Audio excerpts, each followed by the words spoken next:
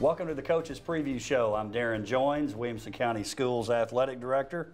Very pleased to have my very special guest, Matt Daniels, Ravenwood High School football, Scott Blade, Independence High School. Gentlemen, appreciate you being here. Thanks for having us. Yeah, thank you. Big game, obviously, tonight. You know, there's a lot on the line. Some of this you're probably not looking ahead to, but I am. But in terms of region implications, the winner obviously finishes second. But if you even look a little bit further, which again I know you guys probably don't do like I'm doing, you're going to host a first-round game, you finish second. Third, obviously, you go on the road. But add to that, you finish second. Now you're in a bracket with Cane Ridge and Franklin being the next game. If you lose this game, then your second-round opponent would potentially be Brentwood. Are those things that you guys consider? Is it all about tonight, or? Well, I guess I can address that first. I mean, we, like you alluded to, we don't like to think too far down the road, but we're also dealing with 15, 16, 17-year-old kids, you know, who are thinking about playoffs and all the different scenarios. So, of course, it's somewhere in the back of our minds. But, you know, all we can control is what's happening during the game tonight. And, you know, we've had a couple matchups about 3 years in a row where the playoffs are on the line in this game, no matter what it is. It's for a seeding. You know, a couple years ago it was for the region championship. So this is nothing new for our teams to be playing that last week and having, you know, a pretty significant thing on the line in terms of playoffs. Coach? Yeah, I agree. You know, we're aware we've made the playoffs, we've qualified. We are aware, our kids are aware that we're their second or third, pending the outcome, and we're aware that we're going to play either Stewart's Creek or Smyrna, depending the outcome of their game. So we're all aware of that.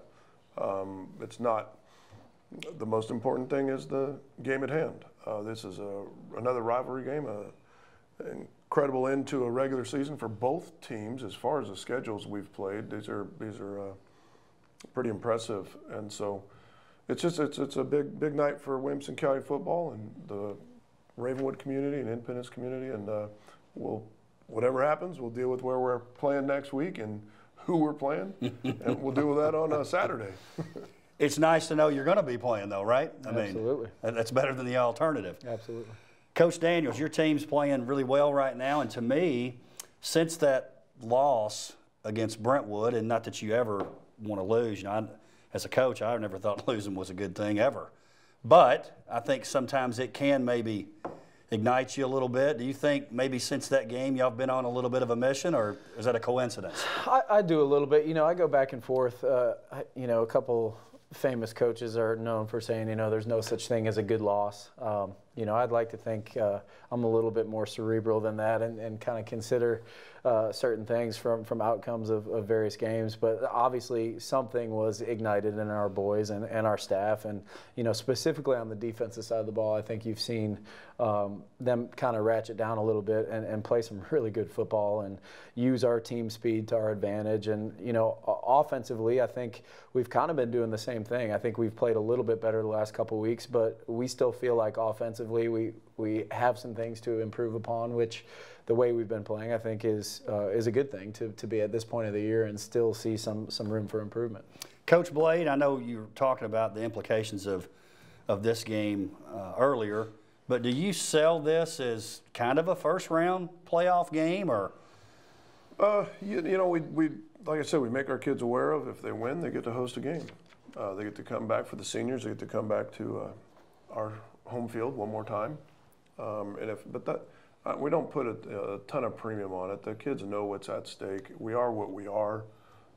We've been in these situations all year with incredible odds to overcome and mountains to climb, so to speak.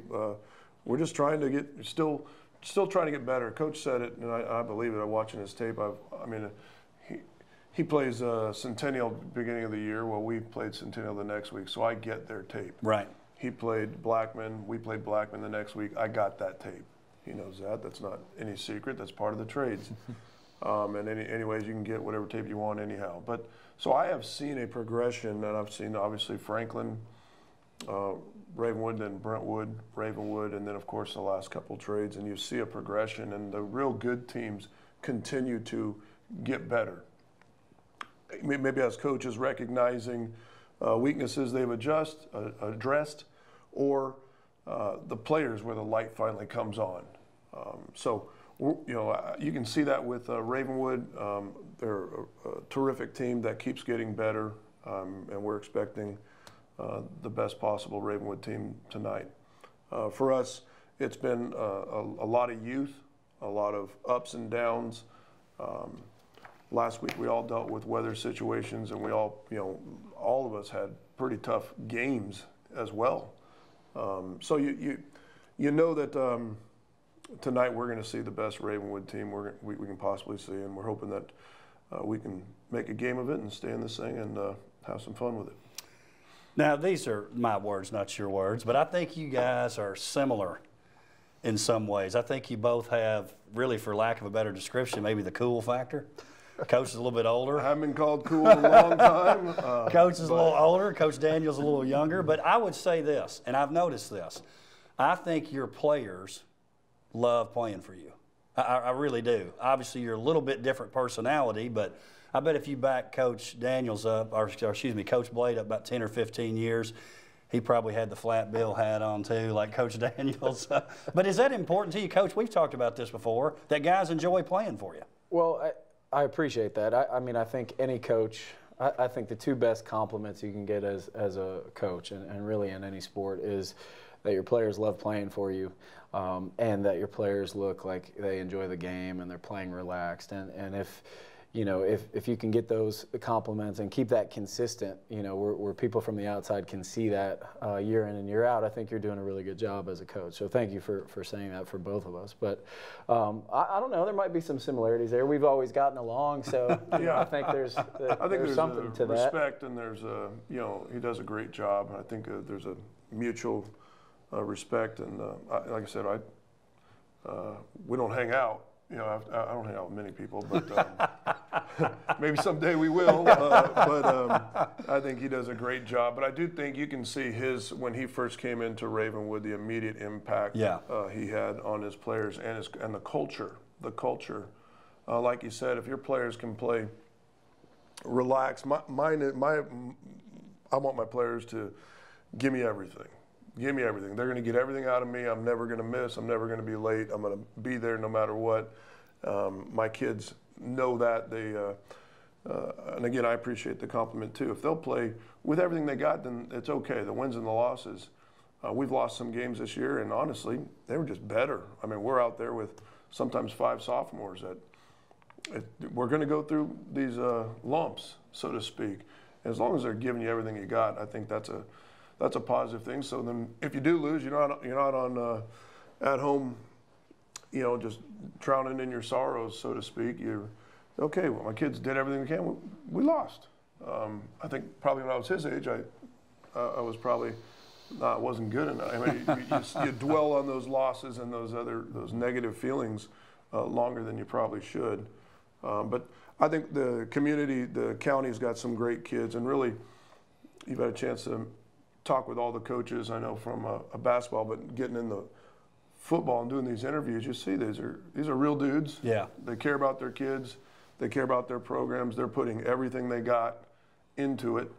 And that's all we can ask, is that the kids that play for us, they do the same and let bygones be bygones, and the wins take care of the losses and all that other stuff. Coach Blade, let me ask you this, and I'm going to ask Coach Daniels a similar question about expectations. But if you would have gone back 10 weeks, 11 weeks, and said, we're going to enter that Ravenwood game and a win means second place, would you have taken that? Yeah, just because there's so many holes, so to speak, and lack of depth, and really just so many unanswered questions. Yeah. And then, again, playing the schedule without a lot of depth, we're not going to be 100% healthy tonight, but nobody is right now. But it could have been a lot worse. Mm-hmm. You lose a couple, 3 of the wrong guys, and we're not scoring a point, we're not tackling a soul. So if you would have said that, and that was the goal too, to always make that week 10 relevant, mm-hmm. Because the kids will shut down if not, if it doesn't mean anything. Kids are looking for something else, and then it becomes ugly. So yeah, we're pleased to be where we're at. We know we've missed some opportunities, but at the same time, we've taken advantage of others. So, Well, you've certainly made Week 10 relevant. Coach Daniels, you guys maybe a little bit different expectations than Independence coming into the season, ranked #1 in the state there for a time. How about you guys? Have you felt the season has gone so far, expectation versus where you're at? Well, I think, obviously one of our goals is first and foremost to win the state championship. And, you feel like in order to do that, then you should win the region and set yourself up as the #1 seed to have, I guess on paper would be quote unquote the easiest path. But, the schedule that we play, not only this year non-region, but when you have to play Brentwood and Independence and Centennial and Franklin, no disrespect to Dixon County, but when you play these Williamson County rivals week in and week out, and you mentioned injuries, and I think all of our teams could agree that we don't have depth the way that football is going in terms of just the numbers. We don't have the depth just in terms of sheer numbers that we've had in the past. And I think that plays a huge role throughout the season. So we're very happy where we're at right now. We have a chance tonight with a win to finish 9-1. Which would be our best regular season record, I think, in 5 years. So when you look at it that way, although it's not that undefeated regular season and region championship, still would put our team in a position to make a run for the ultimate goal. And obviously, I mean, the regular season may in some ways be as impressive or more impressive to win the region, but ultimately people are going to remember the end. I think people have forgotten maybe that Brentwood won the region last year. They automatically maybe thought you guys did because you went further in the playoffs. So it's obviously a postseason kind of sport, like all sports are now, and that's what they're going to remember anyway. Coach Blade, let's talk a little bit of offense here. Obviously, Ethan had a tough week last week, but the weather probably had something to do with it. You guys, I don't know if you noticed this or know this. In your wins, you're scoring 36 points a game. In your losses, less than 10. Obviously, you've been pretty pleased with the play of Ethan. He gets a lot of attention. Ethan Cash, that is. Chase Bishop coming on lately for you. Who else are some guys that you've been really pleased with in their play since you and I have talked? Well, Ethan actually played really well last week. We had, considering the fact that it was raining, we've dropped the ball way too much for my liking the last 3 weeks. We feel like we're making improvements there. We feel like we're making a concerted effort. That group we still think is improving, but I thought Ethan threw the ball with rain and what we do with our offense. I thought he threw the ball at times well enough to give us a chance. The two of the losses, obviously to Pearl Cone and Brentwood, we didn't score. Again, had a lot of drops. Our offense is built on staying ahead of the chains. And we're not talking just chuck and duck. These are concentration errors. These are lack of focus errors. The Pearl Cone game could have been different. We had a snap the first series, that went 2 feet over our punter's head. They get the ball first and goal on the 4. Then come out, it's 20-0, come out and again, we thought we were close. We just needed to hit a few plays. Considering how athletic and fast, they are super. Let's not mix words here. They're super athletic every single position and faster than us at every single position. So I thought a lot of our kids really did some good things, but not as a team. As a team, we failed. But our kickoff team in the rain coming out second half laid an egg, and they started off 27-0. So now we're behind the 8 ball even more. The offense will be fine. We'll do what we can do. They got a terrific defense. We'll take whatever we can get out of it. Defense has got to run around. They do a ton of different looks and a ton of different, a great variety of stuff. And Coach does a great job with his that unit, and they're very experienced and very skilled. Their quarterback is maybe one of the better headsy quarterbacks we've seen, in a while in this county. He makes plays with his feet and with his arm. So it'll be interesting. I'm interested to see I don't know how this thing's going to go. I just know that it's we feel like we're a bit of the underdog here. This is a very talented team. This is a team that's maybe peaking at the right time that we're going against, and try and line up and do the best we can. Coach Daniels and Coach Blade led me to my next question. Talk about Brian Garcia and what he means to your team. Obviously a great leader. I do see this sometimes. I bet you're thinking, go down, Brian. You know, that guy's tough, and he's not real big. You know, yes, and until lately, that's been kind of my my mantra with him. And you know, it's just one of those things. Though we are where we're at this point of his senior season as an offense because of him. I mean, everything revolves around him, and that doesn't mean that, you know, he's the guy and he's got a big head and all that stuff, but it's, you know, it's a spread offense, and it goes as the quarterback goes. And what I've seen specifically over the last month is just some maturity out of him that really we hadn't seen up until this point. And part of that is natural, and part of that is him feeling the clock tick down on his senior season and thus his career. So it's kind of cool to see that. He's been really dedicated to film study and to you know, getting in my head a lot more. In terms of making sure he's on the same page as I am. So he's a fun player to coach. Definitely going to miss him among others next year, but you know, he's starting to take responsibility. You know, hey, that was a bad throw, or, you know, I put it in the wrong spot. I made the wrong call here, and that's leadership. Talk about Tony Rice too and what he's done. Yeah, underrated. Underrated running back for sure. I mean, he's tough. He's got a low center of gravity.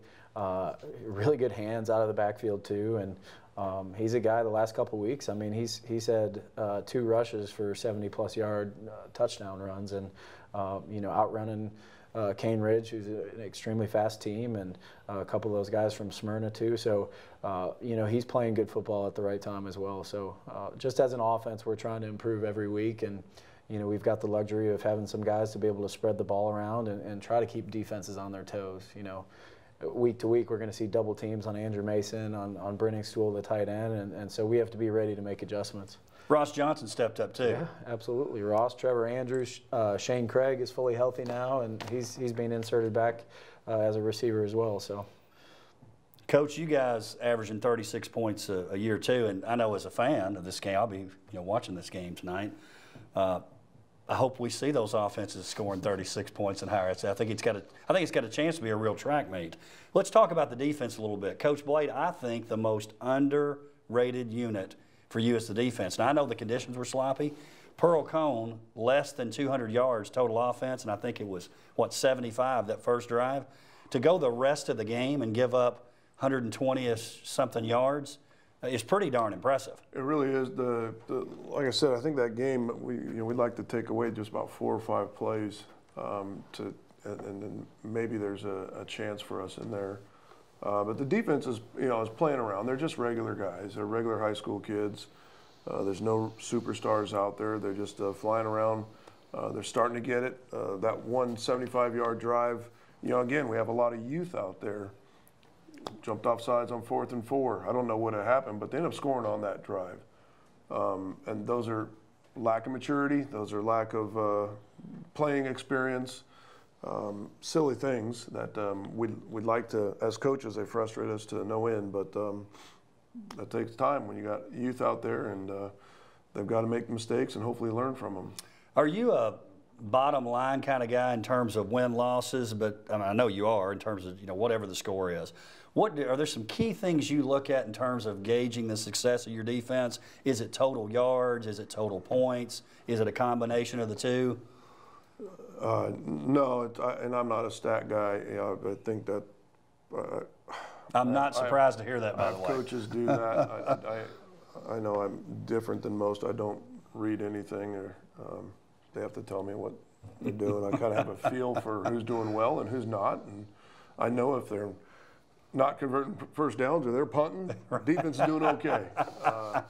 You know, and the rest of it, you know, we've got to keep, Garcia under 300 yards passing. Well, shoot, if he can throw 300 yards passing but throw me 5 interceptions, he can have 3. He can have 500 yards for all I care there. It really is just, you know, stopping them from scoring, you know, and giving us a chance, you know, offensively. And offensively, you know, how much do we score? How much do they score? You know, if we're 1 point better, then heck, it was a great game. Coach Daniels, your team defensively only giving up 15 points a game. Since Brentwood, 28 points total. You know, I know you guys have that slogan, Raptor Fast. When I've watched you guys play, I'm like, that. I know that kind of applies to the offense. I'd say it about the defense, too. Definitely, and I think that's kind of been our advantage. And you know, Jordan Smith, really good football player for us, senior. He's committed to Richmond. He came off of an injury a few weeks ago, and you've kind of seen the defense perk up a little bit with his return. It gives us just an extra player there on the edge. He's a really smart player. You know, he ran a punt fake for us this last Friday, a 25, 30-yard gain at a really critical point. And he's a guy that, you know, another senior leader that we can rely on. So great having him back. But, you know, I think I agree with Coach Blade. You know, bottom line in terms of really it's points. If we can stop them, you know, more often than not, you know, the Pulaski game, for example, 61 to 47. I mean, yeah. Stat guys aren't going to like the 47. They're not going to like 105 offensive plays. They're not going to like 550 yards of offense. But guess what? It's a win. Yeah. And it was a win against a really good football team. So some of those games, you know, you just have to throw away or take with a grain of salt and focus on making stops. Would you be surprised or not surprised if tonight turns out sort of like the Pulaski game or your Centennial game last year? Would that? Do you think that's a possibility? Is that in play? I think honestly, for us to have a chance, we've got to, you know, it can't be that way. I don't think we're built quite like we've had, you know, in years past with the quick strikes against real good teams. We're not built the same way. Since week one, we used to have it where 6 plays or less is what we want to score, and that's our thing. Statistically, after 6 plays, there's penalties, there's offsides, there's turnovers, there's missed assignments. So it's a quick strike offense. We're not built that way this year. We don't have that explosive guy like a TJ Sheffield or a Nate Johnson that can take a bubble screen or a quick screen and make a couple guys miss and he's 80 yards. So for us to have success, we've had to have 10 play drives, 12 play drives, which is really hard to do consistently. And I know just from the way his play calling and their shots deep, they need those explosive plays. They want the explosive plays too. Whether you get it out on a power run or a trick play or just a middle crossing route. I mean, we're both kind of built on explosive plays. We're not built as well as we'd like to be as years in past on being able to attack those type of things. Coach Daniels, talk about that. Last week I took a look on 3 of those touchdown passes. Ross Johnson, 59 yards. Trevor Andrews, 49 yards. Andrew Mason, 65 yards. In terrible weather, right? By the way. So you're probably more like what Coach Blade's had in those previous years. You like that quick strike. Definitely, and you know, it's not necessarily intentional. You know, we do have a really good vertical game, but just referencing that game, you know, those were probably 15-yard throws max. Yeah. And then the guys made something out of it. And, you know, when you got Andrew Mason, it's pretty easy for him to make stuff out of nothing. But those other guys, you know, I think they tell you they believe in their athleticism, but they're not guys that are going to win a 100-yard dash and things like that. So they were in the right spot. Garcia made great throws, and, you know, of course, throwing another long run by Tony Rice as well. So I think the idea is, if for our offense at least, if we can do a lot of different things pretty well and just keep pounding and keep after it, that eventually, you know, we are going to make that defense break, and we are going to be able to take advantage when they do. Coach Blade, you talked about last week's game a little bit, and I saw your comments in the paper too. You just flushed that one, right? Because it means nothing this week. You move on. Yeah, I mean, it's not. I mean, you know, us as coaches, I hold on to things longer, but just on the missed opportunities and the mistakes, players. The reality of it is, it's been the whole way all year. Win or lose, you celebrate Friday night, Saturday morning. We're looking at film. And win or lose, you got another big one the following week, in 6 days. You know, if you look at it in Saturday. So we had one game where it was Dixon County was obviously struggling and is not done very well this year. But other than that, it's win or lose. We're up working on the next one, and then can't dwell on it. Got to line up, you know, within a week. Coach Daniels, you guys with a big 28-15 win over a really good Cane Ridge team. You had 3 fumbled snaps early. Obviously, the weather probably had something to do with that. One did lead to a Cane Ridge safety, but all in all, great performance by your team and a playoff kind of atmosphere, right? Definitely. I mean, minus the crowd, it felt like there were playoff implications. It felt like the teams thought, okay, we might be seeing each other again in the next couple weeks. And for us to start the way that we did and recover, very proud of our offense, very proud of Garcia for settling in there. I mean, that could be a lot of teams' undoing, especially at home and without crowd support just because of the weather. So pretty cool how we settled in. At one point we were up 28-2, 28-9, and kind of let them get some drives later in the game. But definitely proud of the way that the team put a whole game together there after those first 3 snaps. Special teams, the operation was incredible all night. In terms of guys making snaps and holds, and Luke Akers back there making sure he caught the punts, punt snaps, etc. So, it was a good game for us, but because of the weather, tough to think about game plan and all that as far as applying in the future. So we kind of throw that one away too. It's a non-region game. It was a good win, but this one's important tonight. Let's talk a little bit about tonight's game as we finish up here. The game, by the way, tonight played at Nolensville. It was great that you could work that out. I know your field, because of the weather's in some pretty rough shape, but you're playing that game at Nolensville, which won't be a much further drive for you. Obviously, it'll be a little bit different setup.